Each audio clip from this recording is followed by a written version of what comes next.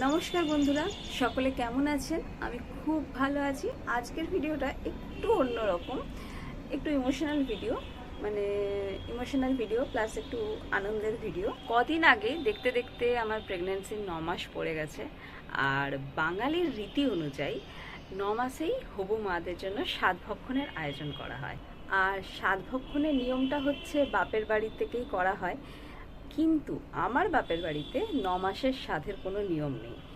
উপরন্তু মানে কোনো রকম আয়োজনও করা চলে না, কোনো রকম খরচও করা চলে না, কিছুই করা চলে না। যেহেতু আমি আমার বাপের বাড়িতে রয়েছি এখন, মানে বাঁকুড়াতে রয়েছি, আর আমার শ্বশুর বাড়ি বেশ কিছুটা দূরে, মানে অনেকটাই দূরে। আর এই ভয়ঙ্কর গরম, আর তারপর আমার শ্বশুর শাশুড়িরও বয়স হয়েছে, তো আসতে তো পারবে না কোনোভাবেই, মানে আসতে পারবে কিন্তু এত কিছু অ্যারেঞ্জ করা সম্ভব নয় অত দূর থেকে। তাই বিগত 2-3 মাস ধরে মনটা একটু খারাপ ছিল যে হবে না, কারণ এই জিনিসগুলো তো বারবার হয় না, একবারই হয়। তো একটু মনটা খারাপ ছিল যে কেন হবে না, বা যত আজেবাজে নিয়ম, আর যত আজেবাজে নিয়ম সব আমার বাপের বাড়িতেই রয়েছে। কিন্তু বাইরের কেউ, মানে বাপের বাড়ির বংশ ছাড়া বাইরের কেউ চাইলে মানে খাওয়াতে পারে, অ্যারেঞ্জমেন্ট করতে পারে, কিন্তু সেরকম কে করবে, সেরকম কেউ ছিল না। তো এই ব্যাপারটা বেশ কিছু লোক জানতো, মানে অনেককেই বলা হয়েছিল কথায় কথায়, কিন্তু তাদের মধ্যে একটা বোন আছে, সেও জানতো। তো মানে আমার রক্তের সম্পর্কের বোন নয়, কিন্তু আমার পরিচিত আর খুব কাছের আদরের। তো সে হঠাৎ করেই একদিন ফোন করে বলে যে তুমি কোন দিনটা ফ্রি থাকবে। তো আমি বলি কেন, কি করছিস? তো ও আমার জন্য কিছু অ্যারেঞ্জমেন্ট করে রেখেছে, কিন্তু আমাকে বলেনি কি ব্যাপার না ব্যাপার, শুধু ও পাঁজি দেখে বেশ কিছু ডেট দেখে রেখেছিল সাতভক্ষণের। আর তারপর আমার মাকে ফোন করে মায়ের কাছে পারমিশন নিয়ে কোন ডেটটায় করা যাবে সেই অনুযায়ী ও বেশ কিছু অ্যারেঞ্জমেন্ট করে রাখে। আর ও অ্যারেঞ্জমেন্টগুলো করেছিল ছাতনায়, তো ওর বাড়িতে, কিন্তু আমার পক্ষে অত দূর যাওয়া সম্ভব নয় এই রোদ গরমে আর এই অবস্থায়। তো সেই জন্য আমি বললাম না, আমি অত দূর যেতে পারবো না। তো সে সেই অনুযায়ী বাঁকুড়ার একটা খুব নামকরা রেস্টুরেন্ট আছে হিলটন, তো হিলটনে কিছু অ্যারেঞ্জমেন্ট করে রেখেছে, মোটামুটি বুকিং টুকিং করে রেখেছে বেশ কিছুদিন আগে থেকেই। এবার কি করে রেখেছে, কতটা করে রেখেছে আমি জানি না, শুধু আমাকে বলা হয়েছে এত তারিখ এই সময়ে সুন্দর করে সেজে গুজে, কারণ কি জানে খুব ভালো করে আমাকে যে সামনে যা পাবো হয়তো পরে চলে যাব, একটা সুন্দর করে শাড়ি পরে সেজে গুজে একদম আসবে, নতুন শাড়ি পরে। আর শুধু তাই নয়, আমার বরকেও ফোন করা হয়ে গেছে যে পারলে শ্বশুরবাড়ি থেকে, মানে যেহেতু শ্বশুরবাড়ির একটা ছোঁয়া থাকতে হবে, ওখান থেকে শাশুড়ি মায়ের হাতে বানানো পায়েস বা রকমের যে মিষ্টি পাঠাতে হয় সেগুলো নিয়ে আসবে। তো এগুলো ওকে মনে করিয়েছে, যদিও আমার শাশুড়ি মা পাঠাতো, কিন্তু এগুলো ওকে মনে করিয়ে দিয়েছে। তো যে ডেটটা ঠিক করেছে, মানে আগামীকালের দিনটা, সেই দিনটা হচ্ছে কালকে।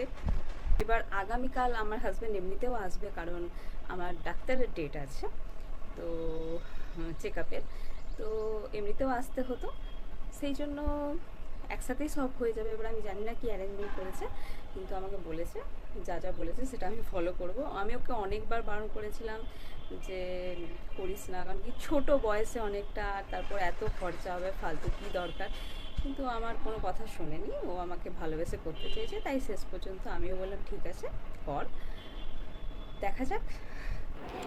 আগামীকাল পরার জন্য এই শাড়িটা আমি বের করে রেখেছি। এই শাড়িটা আমার এক স্টুডেন্টের মা আমাকে উপহার দিয়েছিলেন। শাড়িটা বেশ সুন্দর কালার, হালকা সবুজ আর লালের কম্বিনেশনে, বেশ হালকা পাতলা হ্যান্ডলুমের শাড়ি, এই গরমে পরার জন্য বেশ আরামদায়ক। তার সাথে বের করে রেখেছি বিয়ের সময় সেনকো গোল্ড থেকে কেনা আমার এই প্রিয় ব্রেসলেটটা, আর সাথে গলায় পরার জন্য এই চোকারটা, এটাও সেনকো গোল্ড থেকে কেনা। আর সাথে এই ম্যাচিং কানের দুলটা, এই কানের দুলটা বিয়ের সময় আমার ছোটো মামা আমাকে উপহার দিয়েছিল। ব্যাস এটুকুই গরমের জন্য। আজকে 12 তারিখ, আজকে সকাল সকাল ঘুম থেকে উঠে স্নান টান করে সাধের পুজোর প্রসাদ খেয়ে নিয়ে ডাক্তারের কাছে চলে গেছিলাম। আর ডাক্তারের কাছে চেক আপ করিয়ে বাড়ি ফিরতে ফিরতে মোটামুটি 12টা বেজে গেছিলো। বাড়িতে এসে একটু রেস্ট নিয়ে আমি আর আমার বর রেডি হয়ে গেলাম যাওয়ার জন্য হিলটনে, যেখানে সঙ্গীতা পুরো ব্যাপারটা অ্যারেঞ্জ করেছে।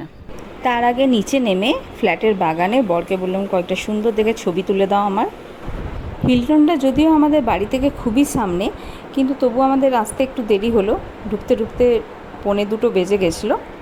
সঙ্গীতা বেশ কিছুক্ষণ আগেই পৌঁছে গেছে, ও আমাদের জন্য উপরে ওয়েট করছে, আমাদের উপরে যাওয়ার পালা এবার। তার আগে ভাবলাম নিচটায় দাঁড়িয়ে বেশ কয়েকটা সুন্দর ছবি তোলা করাবো সঙ্গীতাকে দিয়ে আমার বরের সাথে, কিন্তু ও বলছে না আগে খেয়ে নেবে, এসো অনেক দেরি হয়ে গেছে। আর সত্যি সবার খিদে পেয়েওছে। উপরে উঠে বসতে না বসতেই 2 মিনিটের মধ্যে রেস্টুরেন্টের তরফ থেকে খাবারের থালা এনে হাজির। তবে খাবারের থালা না বলে ভোজ বলাই ভালো, কারণ খাবারের কোয়ান্টিটি দেখে আমার মাথা পুরো খারাপ হয়ে গেছিলো, কারণ আমি একা এই খাবার শেষ করা অসম্ভব ব্যাপার। কথা বলে জানতে পারলাম যেটা হিলটনের তরফ থেকে স্পেশাল অকেশনের থালি সিস্টেম। এবার কে কী খাবে না খাবে সেই পছন্দ অনুযায়ী কিছুটা চেঞ্জ করা হয়, বাকি মোটামুটি একই থাকে। সঙ্গীতারও মোটামুটি মাথায় হাত পড়ে গেছে, কারণ কি ও মেনুগুলো জানলেও এতটা কোয়ান্টিটিতে থাকবে সেটাও জানতো না। মেনুতে রয়েছে সাদা ভাত, লেবু, লঙ্কা, ঘি, নুন, 5 রকমের ভাজা, কুমড়ো, পটল, ভেন্ডি, আলু, বেগুন ভাজা, তার সাথে পোস্তর বড়া। আর দেখতেই পাচ্ছেন সব ভাজাগুলো অনেকটা করে পরিমাণে রয়েছে। তার সাথে রয়েছে শাহি পোলাও, মিক্সড ভেজ, কাতলা কালিয়া, পমফ্রেটের ঝাল। কাতলা আর পমফ্রেট দুটোই 2 পিস করে ছিল। আর রয়েছে চাটনি, দই, পাঁপড়, 2টো গোলাপ জামুন, আর ওইদিকে রয়েছে ডাল বালতিতে। ওদের এই থালিতে মাটন থাকে আর গলদা চিংড়িও থাকে, কিন্তু মাটন আমার পুরো অরুচি হয়ে গেছে, আর চিংড়িটা এই সময় আমি অ্যাভয়েড করছি। তাই আমার জন্য সঙ্গীতা শুধুমাত্র মাছের আইটেম রেখেছিল। প্রত্যেকটা আইটেম দুর্দান্ত খেতে ছিল, বিশেষ করে শাহি পোলাও, মিক্সড ভেজ আর মাছের আইটেমগুলো। আর সঙ্গীতা আগেই বলে দিয়েছিল একদম কম তেল মশলা দিয়ে রান্না করতে, ওরা সেরকমই করেছিল। ওই 1 প্লেট থালি আমরা সবাই ভাগ করে খেয়েছি, আলাদা করে বিশেষ কিছু অর্ডার করতে হয়নি, কারণ এত কোয়ান্টিটির খাবার আমরা খেতে পারবো না। সবার শেষে গরমে আমাদের জন্য হিলটনের স্পেশাল ব্লু ওশিয়ান অর্ডার করেছিলাম, এটা বেশ ভালো লাগে খেতে, রিফ্রেশিং। দিনটা সব মিলিয়ে খুব ভালো কেটেছিল, স্মৃতিতে থেকে যাওয়ার মতো একটা দিন। তার জন্য সঙ্গীতাকে ধন্যবাদ জানানোর আমার ভাষা নেই, আমার থেকে এত ছোট হয়েও আমার জন্য এত কিছু করার জন্য। আপনারাও পুরো ভিডিওটা দেখে জানাবেন কেমন লাগলো, লাইক কমেন্ট শেয়ার করে পাশে থাকবেন। নতুন বন্ধুরা চ্যানেলটিকে সাবস্ক্রাইব করবেন। ধন্যবাদ।